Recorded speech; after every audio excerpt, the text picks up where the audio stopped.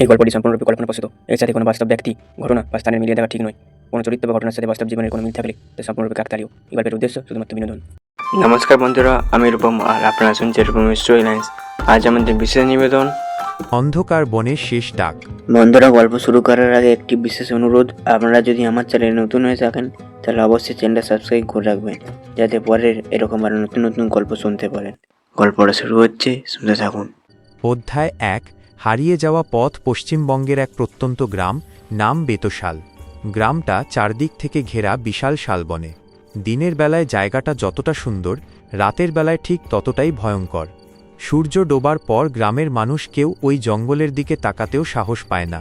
কারণ একটা গল্প প্রচলিত আছে, শালবনের ভিতরে আছে একটা নিষিদ্ধ দরজা। যে দরজাটা একবার খুললে আর কখনো বন্ধ হয় না, আর যে একবার ঢোকে সে আর ফিরে আসে না। অধ্যায় ২।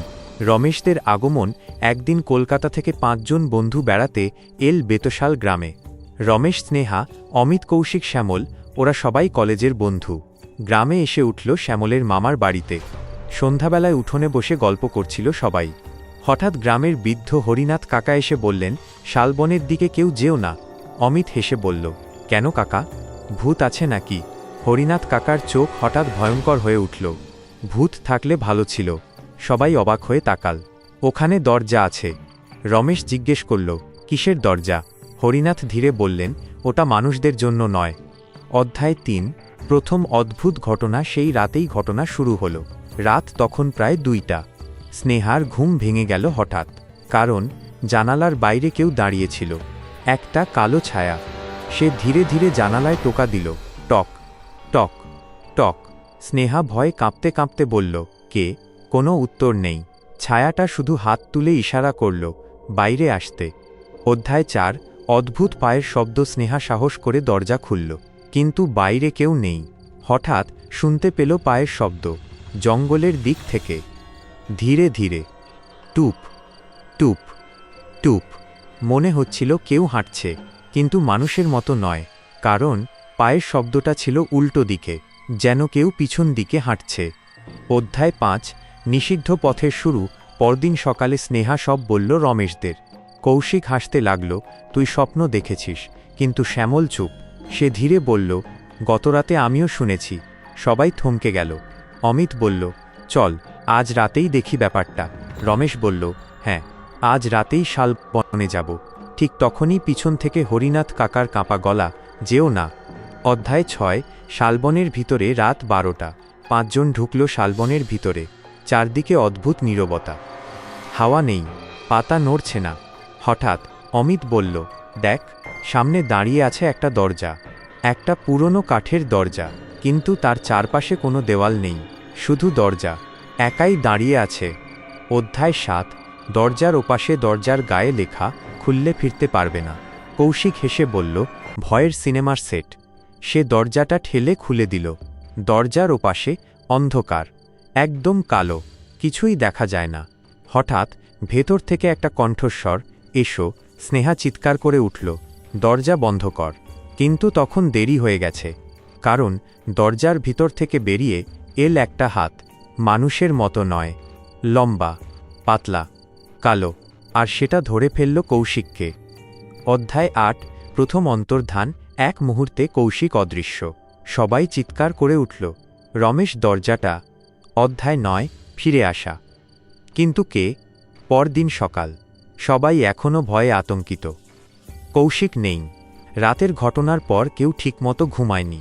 ঠিক তখনই দরজায় টক টক টক। রমেশ দরজা খুলতেই দেখে কৌশিক দাঁড়িয়ে আছে, কিন্তু তার চোখ দুটো একদম ফাঁকা, মুখে কোনো অভিব্যক্তি নেই। সে শুধু বলল, আমি ফিরে এসেছি। স্নেহা দৌড়ে এসে বলল, তুই ঠিক আছিস?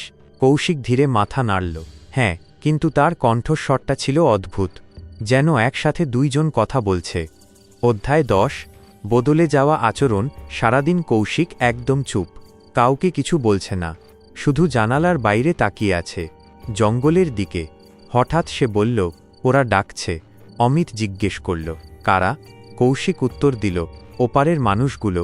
ঘরের ভেতর হঠাৎ ঠান্ডা হাওয়া বইতে শুরু করল। শ্যামল ধীরে বলল, ওকে কিছু একটা হয়েছে। অধ্যায় ১১। হরিনাথ কাকার সত্যি কথা। হরিনাথ কাকা এসে কৌশিককে দেখেই পিছিয়ে গেলেন। তারপর বললেন, ও আর কৌশিক নেই। সবাই চমকে উঠল। রমেশ বলল, মানে? হরিনাথ কাকা ফিসফিস করে বললেন, ও শরীরটা শুধু আছে।